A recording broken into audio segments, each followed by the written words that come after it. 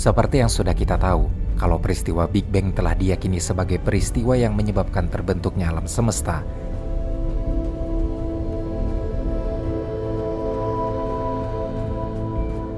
di mana dalam teorinya dijelaskan kalau alam semesta yang kita kenal sekarang sebenarnya berasal dari titik tunggal dengan panas dan padat yang tidak terhingga, di mana titik tunggal ini mengembang dan meregang dengan kecepatan yang tidak terduga dalam 13,8 miliar tahun dan terus berkembang menjadi alam semesta yang kita kenal sekarang.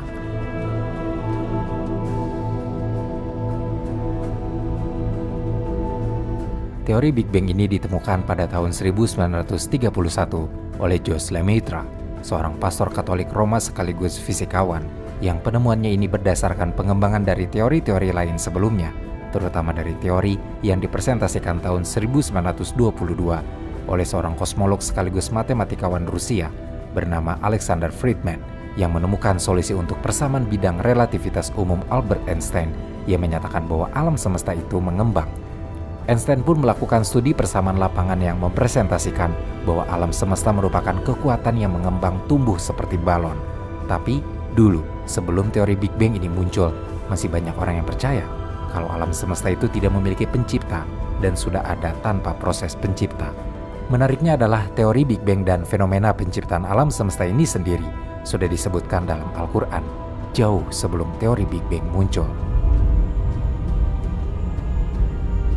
Awalam yaral ladzina kafaru annas samawati wal ardu kanata ratqan fafataqnahuma وَجَعَلْنَا مِنَ الْمَاءِ كُلَّ شَيْءٍ حَيٍّ أَفَلَا يُؤْمِنُونَ.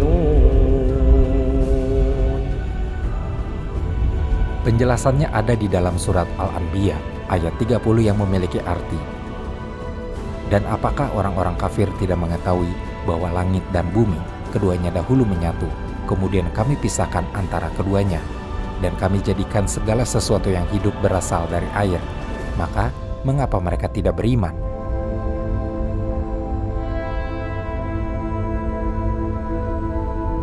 Selain itu, Al-Quran juga menjelaskan dalam surah Fussilat ayat 11 yang berbunyi, ثُمَّ اسْتَوَى إِلَى السَّمَاءِ وَهِيَ دُخَانٌ فَقَالَ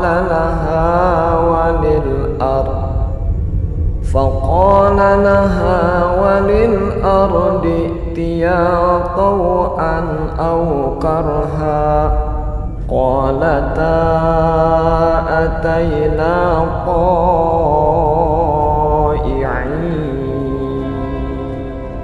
Kemudian dia menuju ke langit dan langit itu masih berupa asap.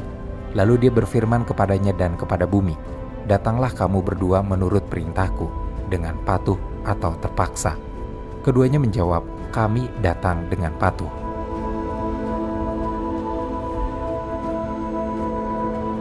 Surat Fussilat ayat 11 telah menjelaskan ilmu pengetahuan kosmologi modern yang bahkan baru ditemukan teorinya ratusan abad kemudian. Penjelasan lengkapnya saat ini kita bisa temukan di buku berjudul The First 3 Minutes, A Modern View of the Origin of the Universe karya Steven Weinberg, fisikawan terkenal peraih Nobel yang menerbitkan karya ilmiahnya ini pada tahun 1977. Dalam bukunya, Weinberg menulis bahwa ilmu pengetahuan kosmologi modern, baik observasional maupun teoritis, dengan jelas menunjukkan bahwa pada suatu masa, seluruh alam semesta tidak lain hanyalah sebuah awan asap, dengan komposisi gas yang sangat padat dan panas serta buram. Prinsip kosmologi modern yang satu ini tidak terbantahkan dan para ilmuwan saat ini bisa mengamati bintang-bintang baru yang terbentuk dari sisa-sisa asap tersebut.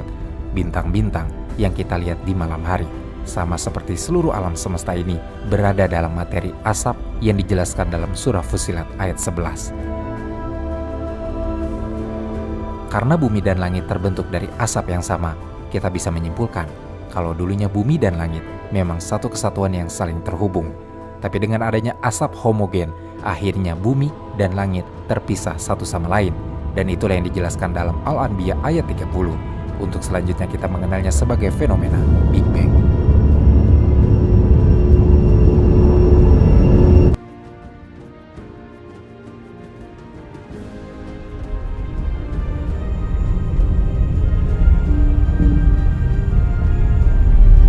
Pengetahuan dalam Al-Quran yang sedemikian akurat mungkin telah membingungkan para ilmuwan, seperti yang terjadi pada Dr. Alfred Cronan, seorang ahli geologi terkenal di dunia yang menjadi profesor geologi dan ketua Departemen Geologi di Institute of Geosciences Johannes Gutenberg University yang ada di Mainz, Jerman. I think it is almost impossible that he could have known about things like the common origin of the universe, because scientists have only found out within the last few years with very complicated and advanced technological methods that this is the case. Somebody who did not know something about nuclear physics 1400 years ago could not, I think, be in a position to find out from his own mind, for instance, that the earth and the heavens had the same origin, or many other of the questions that we have discussed here.